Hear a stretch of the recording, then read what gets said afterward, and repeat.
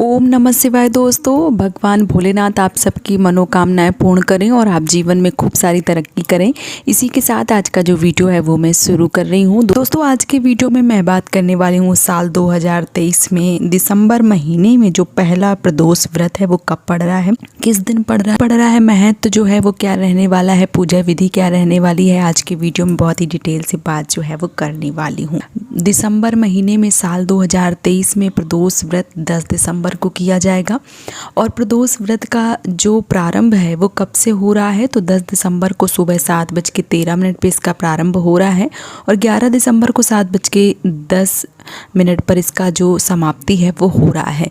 क्योंकि महादेव की पूजा प्रदोष काल में करना बहुत ज़्यादा महत्वपूर्ण होता है, इसलिए जो प्रदोष व्रत है वो 10 तारीख को किया जाएगा। शाम के समय आप प्रदोष के समय पूजा करें विधिवत तरीके से और भगवान भोलेनाथ को प्रसन्न कर लें। क्योंकि स्कंद पुराण में ऐसा वर्णन किया गया, जो भी व्यक्ति पूरी विधिवत तरीके से महादेव की पूजा अर्चना करता है, प्रदोष व्रत करता है, कथा सुनता है, साथ ही साथ जो महादेव की प्रार्थना है वो करता है, उसको जीवन में कभी भी कोई भी दुख और संकट से नहीं गुजरना पड़ता है।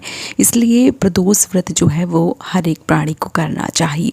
जो भी करने में असमर्थ हैं वो ना करें, लेकिन जो कर सकते हैं, जिनके अंदर इतनी क्षमता है कि वो प्रदोष व्रत कर सकें, ऐसे व्यक्तियों को, ऐसी माताओं बहनों को प्रदोष व्रत जो है वो अवश्य रूप से करना चाहिए। क्योंकि महादेव जो है वही है कर्ता धर्ता और महादेव जैसा करते हैं वो सब अच्छा होता है। इसलिए आपको जो प्रदोष व्रत है वो ज़रूर करना चाहिए। प्रदोष व्रत जो है उसका अगर महत्व के बारे में एक नज़र डालूं, पुराणों के अनुसार ऐसा वर्णन किया गया है कि अगर हम प्रदोष व्रत करते हैं तो हमें प्रदोष व्रत करने का जो फल है वो 100 गायों को दान करने के बराबर मिलता है और साथ ही साथ मनुष्य के समस्त पाप जो है वो भी नष्ट हो जाते हैं। मृत्यु के बाद मोक्ष की प्राप्ति होती है। जो भी सुहागन महिलाएं इस व्रत को करती हैं उनका जीवन भर जो सुहाग है वो अखंड बना रहता है। साथ ही साथ जब पूजा होती है प्रदोष काल में तो महादेव साक्षात रूप से आपके घर में आते हैं और जब तक पूजा करते हैं उस समय तक विराजमान रहते हैं। जो भी आपकी मनोकामना है, जो भी आपकी इच्छा है वो आप ज़रूर मांगिए और जो प्रदोष व्रत है वो ज़रूर कीजिए। कौन कौन से प्रदोष व्रत जो हैं वो किस किस तरह से लाभकारी होते हैं, तो अगर सोमवार में ये प्रदोष व्रत जो है वो पड़ जाए तो ये आपके लिए बहुत ज़्यादा जो है वो फ़ायदेमंद होने वाला है, एक तरीके से बहुत ज़्यादा लाभ जो है वो देने वाला है। इसे सोम प्रदोष के नाम से जाना जाता है और अगर आप इस व्रत को करते हैं, सोमवार पड़ता है, तो ऐसा माना जाता है कि इस दिन भगवान महादेव का दिन होता है और इस दिन जो भी मांगते हैं वो सारी इच्छाएँ पूर्ण हो जाती हैं। अगर मंगलवार वाले दिन जो प्रदोष व्रत है वो पड़ता है तो ऐसा माना जाता है कि इस व्रत को अगर आप करते हैं तो आपके स्वास्थ्य संबंधी जो भी समस्या हैं वो समाप्त हो जाती हैं और आपको लाभ देखने को मिलता है। साथ ही साथ मंगलवार वाले दिन पड़ने वाले प्रदोष व्रत को भौम प्रदोष व्रत के नाम से जाना जाता है। बुध वाले दिन अगर प्रदोष व्रत पड़ता है तो ऐसा माना जाता है कि ये आपकी सारी कामनाओं की पूर्ति करता है और इस व्रत को प्रदोष व्रत को बुध प्रदोष व्रत के नाम से जाना जाता है। गुरुवार प्रदोष अगर पड़ता है तो इसे गुरुवार प्रदोष के नाम से जाना जाता है और ये अगर व्रत आप करते हैं गुरुवार वाले दिन प्रदोष व्रत पड़ जाए तो ऐसा माना जाता है कि ये इसका जो फल है वो बहुत आपके शत्रुओं का विनाश करता है। अगर शुक्रवार वाले दिन प्रदोष पड़ता है तो उसे शुक्र प्रदोष के नाम से जाना जाता है और अगर आप शुक्रवार वाले दिन प्रदोष का व्रत करते हैं तो ऐसा माना जाता है कि दाम्पत्य जीवन में सुख और शांति बनी रहती है।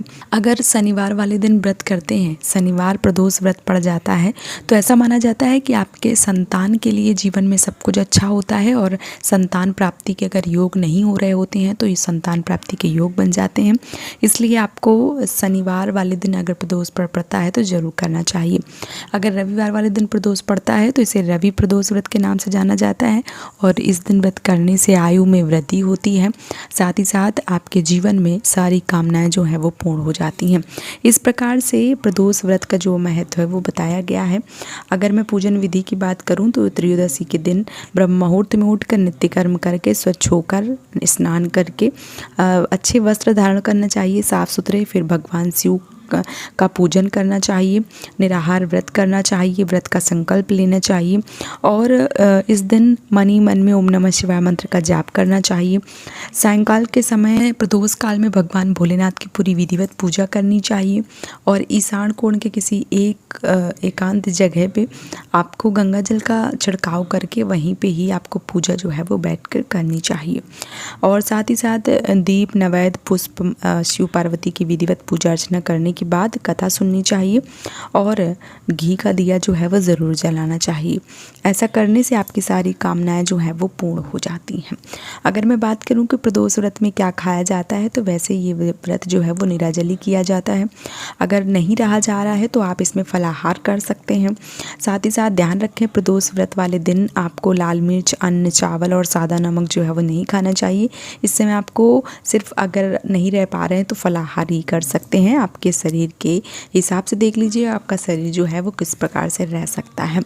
तो आने वाली 10 दिसंबर को प्रदोष व्रत जो है वो किया जाएगा। अगर आप लोग करना चाहते हैं तो आप लोग इस व्रत को जरूर कीजिए और महादेव की कृपा के पात्र जो है वो बन जाइए। उम्मीद करती हूँ कि आज का वीडियो आपको पसंद आया होगा। अगर वीडियो पसंद आया है तो आप मेरे चैनल को सब्सक्राइब करके मुझे सपोर्ट कर सकते हैं। आज का वीडियो यहीं पे समाप्त कर रही हूँ दोस्तों। जय माता दी।